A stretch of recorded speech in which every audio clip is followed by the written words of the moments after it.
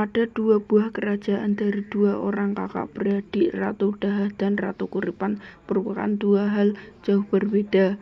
Ratu Daha, saudara yang tertua, ialah seorang tokoh manusia yang tidak teguh berdirinya.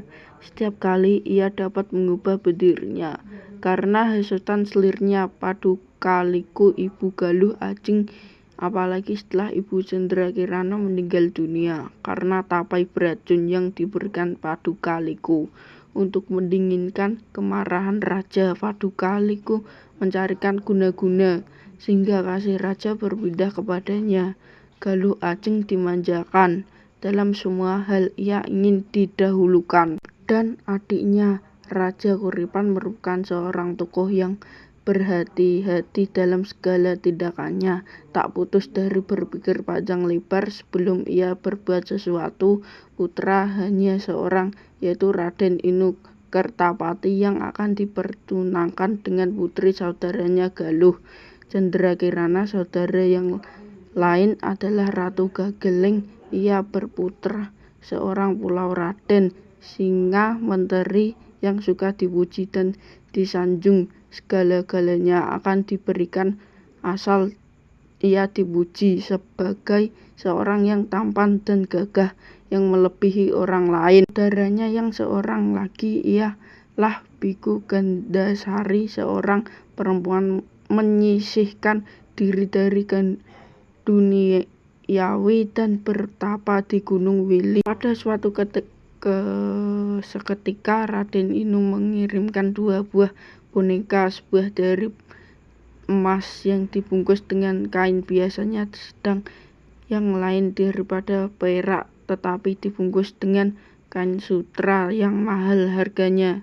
Tentulah Galuh Ajeng yang dapat memilih lebih dahulu dan tentu pula ia akan memilih apa yang terbungkus dengan kain sutra itu. Setelah ia mengetahui bahwa boneka Cendrakirana terbuat dari pada emas, ia merajuk kepada ibu dan ayahnya untuk ditukar. Tetapi bagaimanapun juga ayah memaksanya, namun boneka emas itu tak juga diserahkan oleh Galuh Cendrakirana.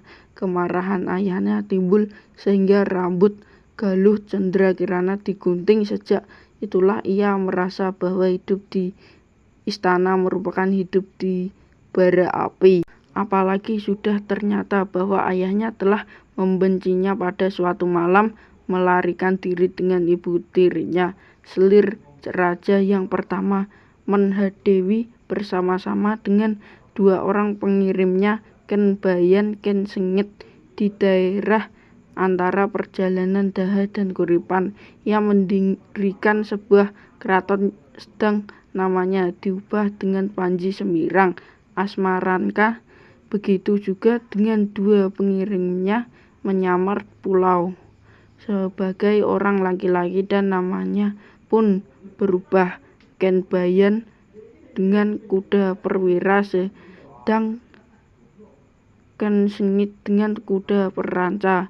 Kerajaan baru itu makin besar karena keberanian kedua orang pengirim Panji Semirang yang merampas harta benda orang yang lalu di situ utusan Raja Kuripan ke Daha dapat pulau dikalahkan sehingga Raden Inu sendirinya yang datang untuk menuntut balas. Tapi apa yang terjadi?